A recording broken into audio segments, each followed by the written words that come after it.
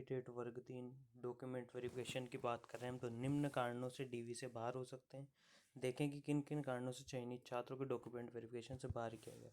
अभी जो वर्ग 2 और वर्ग 1 के जो रिजेक्टेड कैंडिडेट्स थे, उनके जो रीज़न थे वो मैं आज लेके आया हूँ कि किन किन रीज़नों से उन्हें बाहर कर दिया गया है। तो समझिए कि 90% से ज़्यादा छात्रों को ये बात परेशान कर रही है, छोटी मोटी गलतियाँ साहब। तो दोस्तों ध्यान से सुनिए, नाम की स्पेलिंग के एक अक्षर की गलती, पिता के नाम में छोटी मोटी मिस्टेक, आपके एड्रेस में मिस्टेक, पिन कोड में मिस्टेक, मोहल्ले के नाम में अंतर से डीवी से बाहर नहीं किया जाता है। वेरिफिकेशन करने वाले अधिकारी भी इंसान हैं, उन्हें फॉर्म या मार्कशीट छापते समय टाइपोग्राफिकल एरर हो सकती है। विभाग का मकसद आपको बाहर निकालना बिल्कुल नहीं होता है, बल्कि आपकी पात्रता चेक करना होता है। अब जिनके स्पेलिंग्स में गलती है उनको क्या करना है, तो जिनके स्पेलिंग्स में जैसे वी की जगह डब्ल्यू हो गया, जैसे किसी का नाम शिवानी है तो SHIVANI है कहीं, और कहीं SHIWANI हो रखा है, तो उन्हें क्या करना है, तो उन्हें 50 या 100 रुपये के स्टाम्प पर लिख कर दे दें कि ये दोनों ही व्यक्ति हैं, जिसमें आपका काम हो जाएगा। पिता के नाम में गलती है, श्री लगा है नहीं लगा है, कुमार लगा है नहीं लगा है, स्पेलिंग में मिस्टेक है, एच नहीं है ए है, तो इससे कोई इशू नहीं आता है। पूर्णतः ही नाम बदल जाए कि आपकी 10th की मार्कशीट में राजेश था और आपकी 12th की मार्कशीट में मुकेश हो गया, आपके डीएलएड में सुरेश हो गया, तो ऐसा नहीं चलेगा। बाकी छोटी मोटी जो माइनर मिस्टेक्स होती है वो ज़्यादा मायने नहीं रखती। और एड्रेस का कोई ज़्यादा इशू नहीं है, एड्रेस से आप बाहर नहीं हो सकते। बिग मिस्टेक्स क्या क्या होती है बता देता हूँ आपको, कि बड़ी बड़ी जो मिस्टेक्स होती है वो क्या होती है। अब देखो, ये मैं लेके आया हूँ वर्ग 2 में जो डिस्क्वालीफाई हुआ है, कि कैंडिडेट का नाम जो हमारे एग्जामिनेशन बोर्ड के रिजल्ट में और बीएड के एग्ज़ाम में दीप्ति अर्जीवानी था, लेकिन इसकी क्लास 10th 12th बीए की मार्कशीट में नेम पद्मनी कृपलानी पूरी रूप से नाम बदल गया है। पूर्ण रूप से ही नाम में परिवर्तन है तो आप बाहर होंगे ही होंगे। तो नाम ही पूरी तरह गलत हो, बिल्कुल अलग हो, तब आप रिजेक्ट होंगे। ABCD की जो मिस्टेक्स हैं इनके लिए एफिडेविट लग जाएगा। माता पिता के नाम में है तो एफिडेविट की भी ज़्यादा आवश्यकता नहीं है, वैसे ही आपका काम हो जाएगा। और मिस्टेक्स पे बात कर लेते हैं, क्या क्या बिग मिस्टेक्स है। तो देखो, जाति प्रमाण पत्र आपका पिता के नाम से MP का है, आपके पति राजस्थान के हैं, आपने पति के नाम से जाति प्रमाण पत्र बनवा लिया तो वो वैलिड नहीं होगा। अब वो वैलिड नहीं होगा और आपके पात्रता परीक्षा में 90 से कम अंक है। अब 90 से कम अंक यदि आपके हैं पात्रता परीक्षा में, तो आपको तो किसी न किसी प्रकार का सर्टिफिकेट दिखाना होगा आरक्षण से संबंधित, क्योंकि जर्नल वालों को 90 से कम अंक मान्य नहीं है। तो आप जब वो सर्टिफिकेट दिखाएंगे तो उसको रिजेक्ट कर दिया जाएगा और आपको पात्रता से बाहर कर दिया जाएगा। पात्रता परीक्षा में 90 से कम अंक होने पर और जाति प्रमाण पत्र अन्य राज्य का होने पर, यदि आपका डोमिसाइल सर्टिफिकेट ही राजस्थान का है, उत्तर प्रदेश का है, महाराष्ट्र का है, और आप यहाँ 90 से कम में आरक्षण का लाभ कैसे ले सकते हो। तो इस प्रकार से आपको बाहर किया जाएगा। ठीक है, और बात करते हैं क्या, यदि आपके पात्रता परीक्षा में 90 से कम अंक है तो आपको एक सक्षम प्राधिकारी द्वारा जारी प्रमाण पत्र, चाहे वो अनारक्षित प्रवर्ग का, OBC का सर्टिफिकेट हो, SC का हो, ST का हो, EWS का हो, वो प्रस्तुत करना ही पड़ेगा। नवीनतम हस्ताक्षर युक्त डिजिटल प्रमाण पत्र प्रस्तुत करना होगा। यदि आपके पास ये प्रमाण पत्र नहीं है और आपके पात्रता परीक्षा में भी आपने आरक्षण का लाभ लिया है, मेंस परीक्षा में भी आपने आरक्षण का लाभ लिया है, और आप ये सर्टिफिकेट प्रस्तुत नहीं कर पाते हैं, तो आप पूर्ण रूप से डीवी से बाहर कर दिए जाएंगे। ठीक है, एक और बिग मिस्टेक क्या आ रही है साहब, तो एक और बिग मिस्टेक जिससे बच्चे बाहर हुए हैं, सबसे मेन मिस्टेक, अधिकतम बच्चे बाहर हो जाते हैं, कि आवेदक जो होता है उसने शैक्षणिक सत्र में 2 उपाधियां नियमित रूप से अर्जित कर ली। जैसे मान लो कि 2020-21 में उसने STC में भी रेगुलर रूप से नियमित छात्र के रूप में एडमिशन लिया, और वहीं 20-21 में उसने BA BSc में भी रेगुलर छात्र के रूप में एडमिशन लिया। नियम ये है कि एक शैक्षणिक सत्र में 2 नियमित रूप से उपाधियां अर्जित नहीं कर सकता। जब आप एसटीसी पढ़ रहे थे तो आप फिर बीएससी में कैसे चले गए? तो इस प्रकार से यदि किसी के पास हैं एक शैक्षणिक सत्र में 2 नियमित उपाधियां अर्जित कर रखी हैं तो वो भी पूर्ण रूप से बाहर है, 100% उसे डीवी से बाहर कर दिया जाएगा। और मिस्टेक्स क्या क्या है?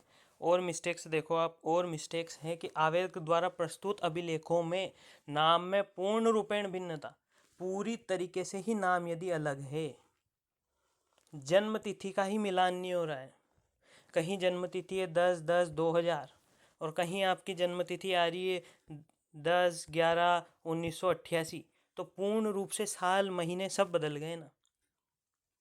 तो ये भी अमान्य कर दिया है, बच्चों को बाहर किया है, रियल दस्तावेज है किस कारण से बाहर किया है वो। निर्धारित प्रशिक्षण शैक्षणिक योग्यता ही विज्ञापन आने से पहले आपने अर्जित ही नहीं की। जब नोटिफिकेशन आया उससे पहले आपने फॉर्म डाला, उससे पहले आपके पास सारी योग्यताएं होनी चाहिए। यदि आपने फॉर्म डालने के बाद आपका डीएलएड का रिजल्ट आया है या कोई भी योग्यता आपने उसके बाद अर्जित की है तो वो भी मान्य नहीं होगी।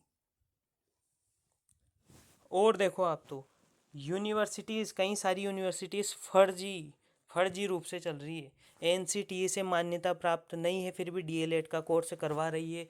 छात्रों को डीवी तक ये पता नहीं चलता है कि हमारी जो यूनिवर्सिटी है वो एनसीटीई से मान्यता प्राप्त है या नहीं। यदि आपकी यूनिवर्सिटी एनसीटीई से मान्यता प्राप्त नहीं है, फर्जी कॉलेज से आपने डिग्री हासिल की है, तो मान्य नहीं होगी। अतिथियों के लिए भी अतिथि अनुभव प्रमाण पत्र में सहायक आयुक्त के प्रति हस्ताक्षर नहीं है और 90 से कम अंक हैं, इसलिए अतिथि को भी बाहर कर दिया गया है। और बिग मिस्टेक्स है, देखो आप क्या क्या है। तो देखो मेन मिस्टेक्स क्या है, देखो मैं जो बता रहा था ना वही कि शैक्षणिक सत्र 2014-15 में बीएड तो सागर यूनिवर्सिटी से नियमित छात्र के रूप में की इसने, और उसी सत्र में परासिया छिंदवाड़ा से अतिथि शिक्षक के रूप में कार्य किया। अतिथियों के लिए है कि जब आप अतिथि शिक्षक के रूप में कार्य कर रहे थे तो नियमित रूप से आपने शैक्षणिक योग्यता कैसे ली, क्योंकि एक समय में व्यक्ति एक ही जगह उपस्थित हो सकता है नियमित रूप से। तो ये जो इस प्रकार के जो अतिथि शिक्षक है वो भी रिजेक्ट होंगे। और कौन रिजेक्ट होगा? रिजेक्ट आरक्षित प्रवर्ग तथा अनुसूचित जाति जनजाति अन्य पिछड़ा वर्ग का जो प्रमाण पत्र हम जारी नहीं कर पाएंगे, मैंने पहले बता दिया, तो भी आप रिजेक्ट होंगे। अभ्यर्थियों द्वारा प्रस्तुत किया गया दिव्यांग लोगों के लिए बता रहा हूँ मैं, दिव्यांग प्रमाण पत्र 2012 का महोबा उत्तर प्रदेश का है। दिव्यांग प्रमाण पत्र के लिए यदि कोई भी छूट चाहिए आपको तो दिव्यांग प्रमाण पत्र मध्य प्रदेश का होना चाहिए, तभी आपको उस दिव्यांगता के आधार पर छूट मिलेगी। यदि आपका बाहर का दिव्यांगता प्रमाण पत्र है तो आप अपात्र होंगे। अतिथि शिक्षक से संबंध में और बताता हूँ कि 3 शैक्षणिक सत्र और 200 कार्य दिवस का अनुभव प्रमाण पत्र यदि आपका डीवी तक नहीं बना, सक्षम प्राधिकारी द्वारा जारी नहीं है और गैर अतिथि प्रवर्ग हेतु निर्धारित आयु से अधिक आयु भी है आपकी, तो भी आप रिजेक्ट हो जाएंगे। और देखो आप, तो क्या यदि आपकी, देखो इसमें बीए हम डीएलएड की मान लेते हैं कि यदि आपके पास डीएलएड फर्स्ट ईयर की मार्कशीट है, सेकंड ईयर की मार्कशीट नहीं है, आप वहाँ प्रस्तुत नहीं कर पाते हैं, तो भी आपको बाहर कर दिया जाएगा। यदि आपने 12th कर रखी है और 12th में 50% अंक अर्जित नहीं किए और आपने डीएलएड कर ली, तो नियम ही नहीं है कि 50% से कम अंक वाले डीएलएड कर सके एनसीटीई से मान्यता प्राप्त यूनिवर्सिटीज़ में, तो वहीं आपको रिजेक्ट कर दिया जाएगा। स्नातक के अंतिम वर्ष के अंक सूची में सक्षम अधिकारी के सिग्नेचर ही नहीं है, तो रिजेक्ट हो आप। देखो अब ये फर्जी यूनिवर्सिटीज़ भी चल रही है, फर्जी यूनिवर्सिटीज़ की अमान्य डिग्रियां भी लगी होती हैं और इससे भी छात्र बाहर हो जाते हैं। और मेजर मिस्टेक्स मैं आपको बता देता हूँ कि क्या क्या है।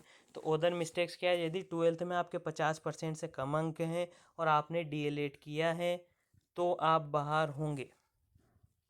यदि आप साइंस से चयनित हैं और सब्जेक्ट ही साइंस नहीं है आपके 12th में, साइंस से यदि आप चयनित हुए हैं अभी साइंस टीचर के रूप में और आपका सब्जेक्ट ही साइंस नहीं है तो आप बाहर होने ही। यदि फॉर्म की डेट तक आपने योग्यता ही अर्जित नहीं कर पाए, जब फॉर्म आया था उसकी डेट तक आप डीएलएड कंप्लीट नहीं कर पाए हैं तो आप बाहर होंगे। और एग्ज़ाम के बाद से लेके जो नियुक्ति तक, ज्वाइनिंग तक, आपने यदि डॉक्यूमेंट में कोई बड़ा फेर बदल कर दिया है, बिल्कुल ही नाम ही परिवर्तित कर दिया है, आपने आपके फ़ोटो ही परिवर्तित कर दिए हैं, तो भी बहुत चांस बनते हैं कि आपको डी में होल्ड कर दिया जाए या बाहर कर दिया जाए। तो इस कारण से आप डी में बाहर हो सकते हैं। एक बार इस वीडियो को पूर्ण रूप से ध्यान से देखें।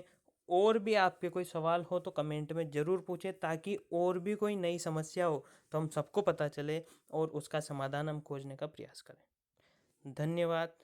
जय हिंद।